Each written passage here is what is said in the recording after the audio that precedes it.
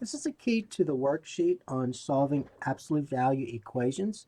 So let's go ahead and look at number one. So here's number one. And when solving an absolute value equation, we need to get the absolute value expression by itself before we go any further.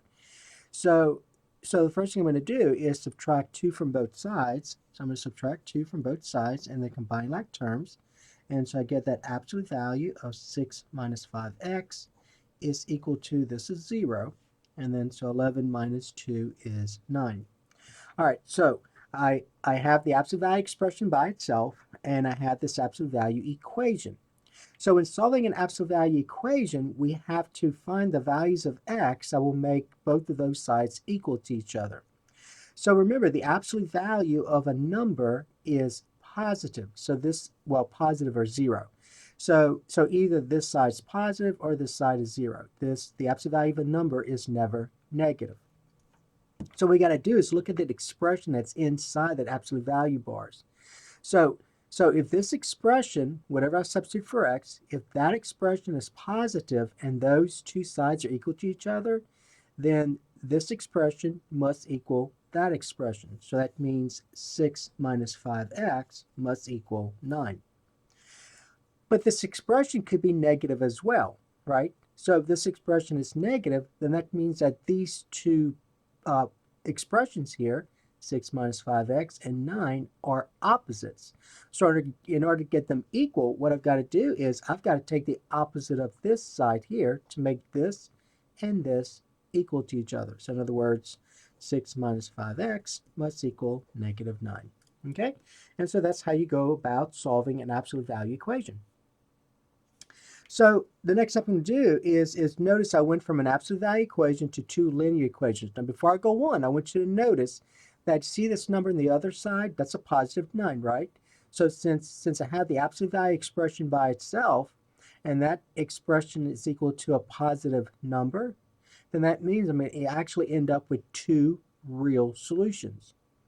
If this was 0, I'd have just one real solution. If this was a negative number, remember, that would be no solution because the absolute value of a number is never negative. All right, so once you go from an absolute value equation to two linear equations, we're going to solve these linear equations. And then whatever we get here, that'll be your solution. So let's go ahead and subtract 6 from both sides. So 6 minus 6 is 0, so I have a negative 5x is equal to, and then 9 minus 6 is 3. And then the next step is to get x by itself. So I'm going to go ahead and divide both sides by negative 5. Negative 5 divided by negative 5 is 1. 1 times x is x, so I get x to be negative 3/5. So there's one of my solutions. As long as it's the algebra correct, this is correct. Over here, let's go ahead and subtract 6 from both sides as well. 6 minus 6 is 0. I have a negative 5x is equal to, and then a negative 9 and a negative 6 is a negative 15. And then dividing both sides by negative 5 to get x by itself. And then simplify. Negative 5 divided by negative 5 is 1. 1 times x is x.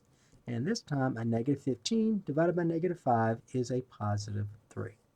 And so those are your two solutions. All right, so that was number one. So remember, the whole point or the idea behind solving an absolute value equation is first you get the absolute value expression by itself. So let's look at number two. So number two, I have this problem. I have 3 minus the absolute value of 6n plus 7 is equal to negative 40. All right, so remember, I've got to get that absolute value expression by itself. So we got to be careful here. So remember, this says 3 subtract, right? So I want to get this part by itself. So I need to get rid of this 3 first. So right now what I'm doing to this expression here is I'm adding 3. So the opposite of adding 3 is to subtract 3. And it kind of makes sense because you need to understand this. Let me remind you. See this right here? That expression right here? Where I have 3 minus the absolute value 6n plus 7 equal negative 40. I can rewrite this side here as this. Negative absolute value 6n plus 7 plus 3. So this and this are the same thing, right? So if you need to do that, then do that. And then you'll notice now you're going to subtract 3 from both sides. So remember, this means 3 subtract, right? So it's kind of like saying 3 subtract 8. So 3 subtract 8 means the same thing as negative 8 plus 3, right? Negative 8 plus 3. Okay, so just keep that in mind. So it may help some of you to actually rewrite it. All right, so you're going to subtract 3 from both sides. What you do to one side, you do to the other. 3 minus 3 is 0. So I have 0 subtract the absolute value of 6n plus 7. So it becomes negative 6n plus 7 equal, and then negative 40, and a negative 3 is a negative 43. All right, now remember, you got to get the absolute value expression by itself. So right now, you can think of this as the opposite of this absolute value expression, or if you want to, you can think of this as negative 1 times the absolute value of 6n plus 7. It does not matter. Some students prefer to think of it this way because they can see that to get the absolute value expression by itself, since I'm multiplying by negative 1, we're going to divide by negative 1. So that helps some students actually write it like this, to think of this as negative 1 times rather than the opposite of. Okay? All right, so then we're going to divide both sides by negative 1. So I'm going to reduce. So that's 1 here. So 1 times the absolute value of 6n plus 7 is the absolute value of 6n plus 7 equal a negative 43 divided by negative 1 is a positive 43. And so now I have the absolute value expression by itself. That's a positive number, so I know I'm going to end up with two situations where I'm going to get two solutions. And so just like our discussion earlier, so these two, in order to find the value of n that will make these two sides equal to each other, I've got to think about this expression right here. If that expression, 6n plus 7, is positive, then that means that this expression and 43 have to be equal to each other. So 6n plus 7 equals 43. If this expression is negative, if I substitute in a value of n and that expression is negative, if those two sides are equal, then that means that this, if that's negative, and this are opposites. So in order to get them equal to each other, I've got to take the opposite of 43. So 6n plus 7 must be equal to the opposite of 43.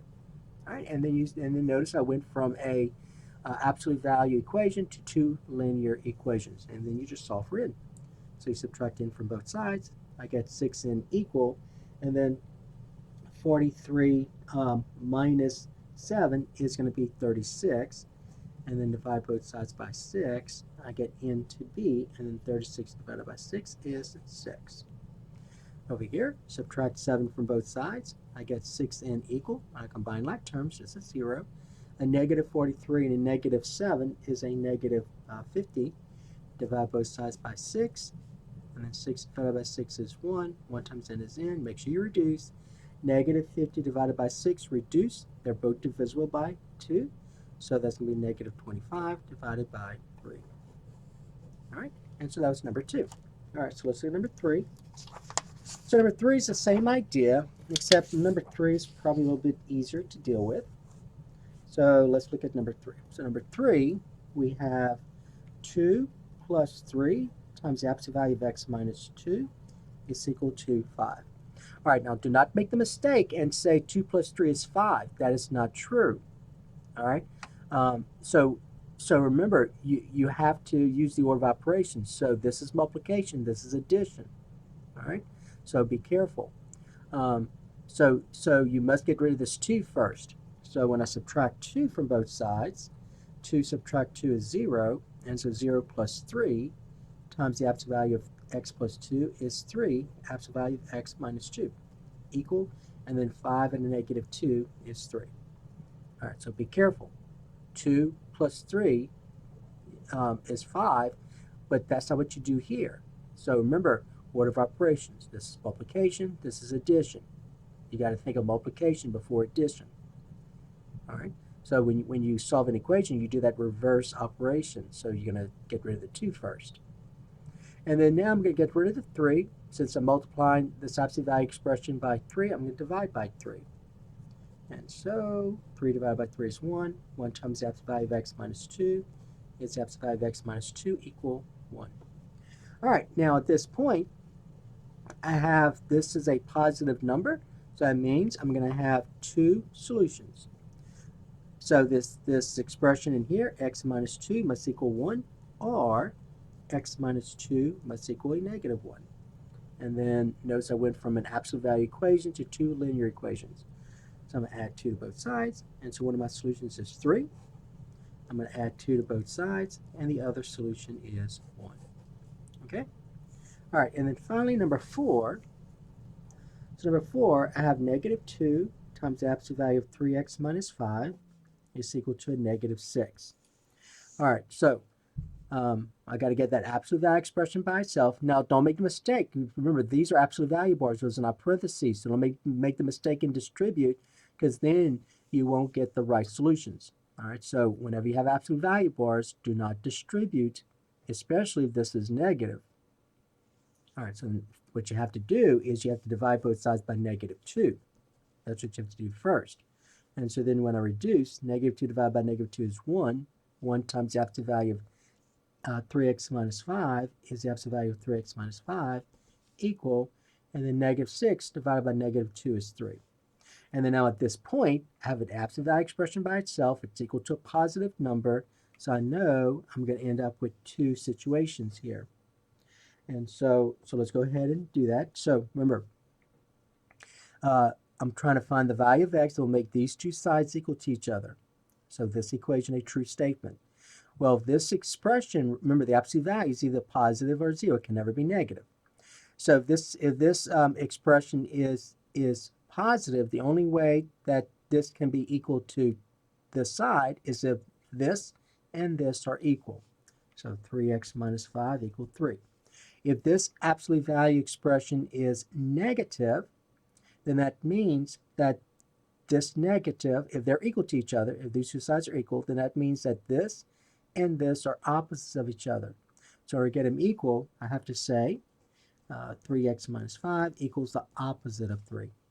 Okay? All right, and then notice I went from an absolute value equation to two linear equations. So let's go ahead and add 5 to both sides. So I get 3x equal 8.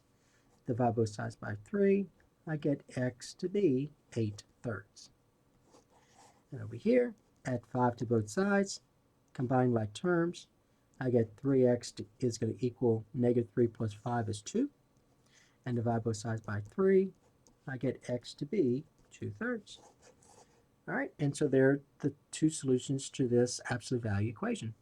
All right, so that is the key to the worksheet on absolute value equations.